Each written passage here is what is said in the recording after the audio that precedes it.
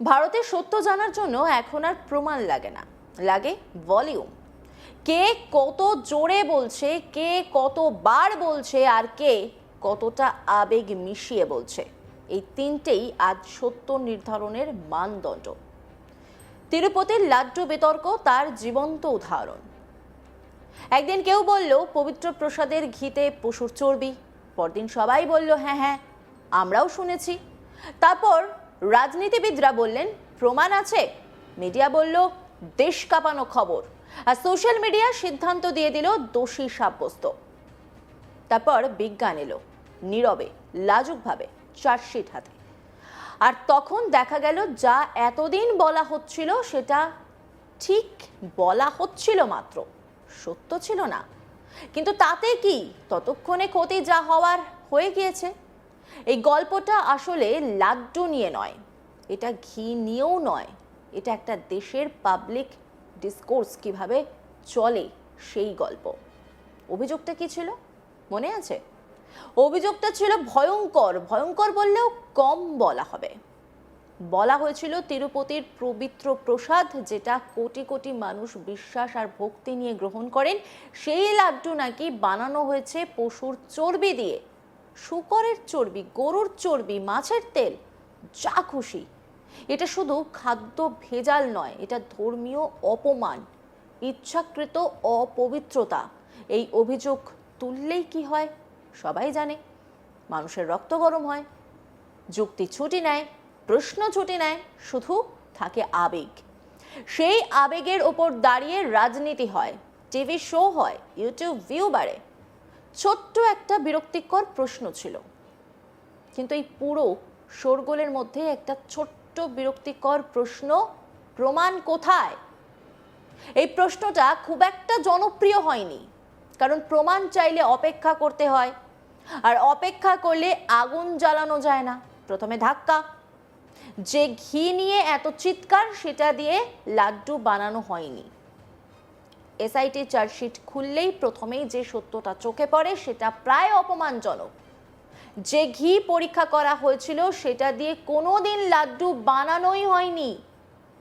এই ঘি তিরুমালা তিরুপতি দেবস্থানম নিজেই বাতিল করেছিল। সাপ্লাই চেনের ট্যাঙ্কার থেকে ধরা পড়া নমুনা। টিটিডির এক্সিকিউটিভ অফিসার নিজেই তা নিশ্চিত করেছেন। মানে কি দাঁড়াচ্ছে? ভক্তরা আদৌ ভেজাল ঘি দিয়ে লাড্ডু খেয়েছেন কিনা এটা কেউ জানে না। কিন্তু এতদিন যে গল্পটা বলা হচ্ছিল সেটা কি ছিল? কোটি কোটি ভক্ত অপবিত্র প্রসাদ খেয়েছেন। এই নাটকীয়তার জন্য অন্তত একটা ক্ষমা প্রার্থনা হওয়া উচিত ছিল, হলো না। দ্বিতীয় ধাক্কা, পরীক্ষা করেছিল কারা? এবার আসি পরীক্ষার জায়গায়।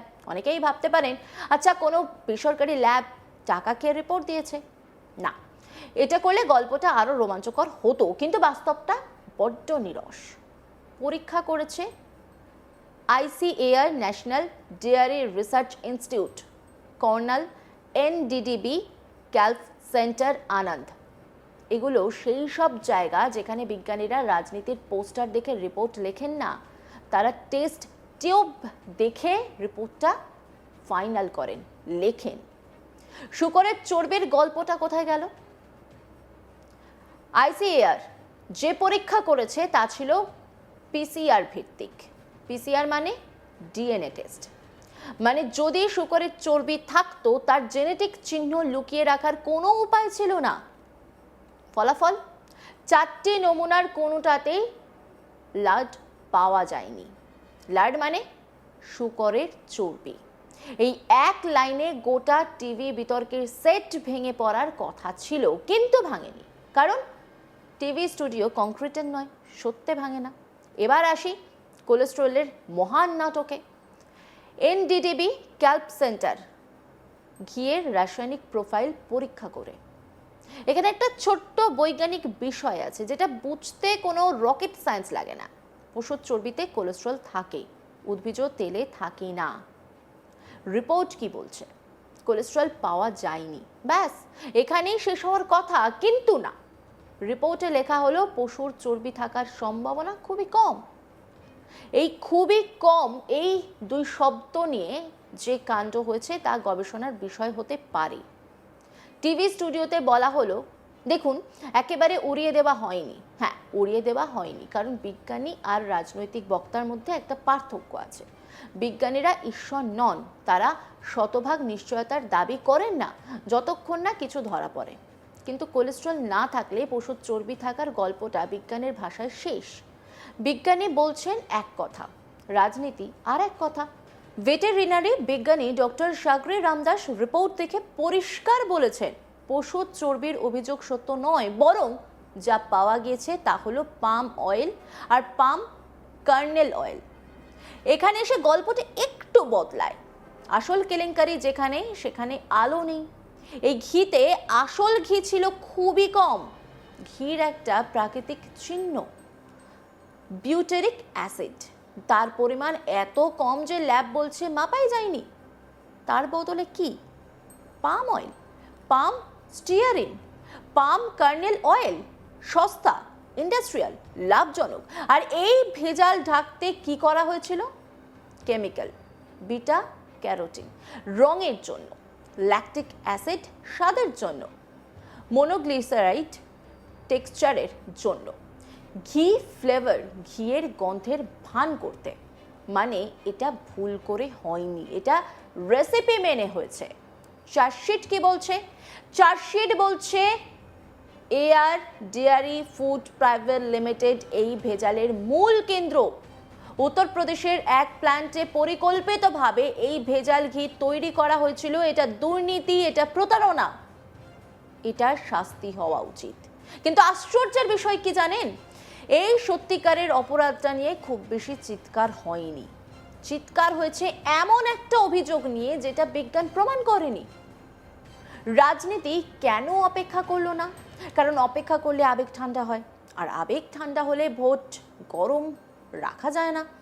প্রাথমিক এক ল্যাব রিপোর্টের সম্ভাবনা শব্দটা ছিল, সেটাকে নিয়ে ঘোষণা হয়ে গেল দোষী সাব্যস্ত।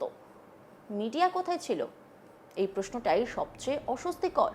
মিডিয়ার কাজ হলো প্রশ্ন করা, এখানে মিডিয়ার বড় অংশ মেগাফোন ধরেছে। সম্ভাবনা আর প্রমাণ, এই দুয়ের পার্থক্য বোঝানো হয়নি। আজও কেউ কেউ চার্জশিটের নির্দিষ্ট পাতা দেখিয়ে বলেছেন, দেখুন অভিযোগ লেখা আছে। হ্যাঁ, অভিযোগ লেখা আছে, রায় লেখা নেই। শেষে একটা সহজ সত্য, এই পুরো ঘটনায় সবচেয়ে বড় ক্ষতি হয়েছে বিশ্বাসের। ভক্তদের বিশ্বাসকে রাজনৈতিক অস্ত্র বানানো হয়েছে। বিজ্ঞানের ওপর ভরসা দুর্বল করা হয়েছে। ভেজাল অপরাধ, কিন্তু মিথ্যে আরো বড় অপরাধ। আজ যখন বিজ্ঞান কথা বলছে, তখন সেটা অনেকের গল্পের সঙ্গে মিলছে না, আর তাই বিজ্ঞানকে উপেক্ষা করা হচ্ছে। কারণ সত্য যদি গল্পের সঙ্গে না মেলে, তাহলে এই দেশে গল্পটাই বদলায় না, সত্যটাই চুপ করানো হয়। অন্যান্য খবরের আপডেটের জন্য অবশ্যই নজর রাখুন আজ তাক বাংলার ইউটিউব স্ট্রিমিংয়ে। লাইক, কমেন্ট, শেয়ার এবং সাবস্ক্রাইব করতে ভুলবেন না।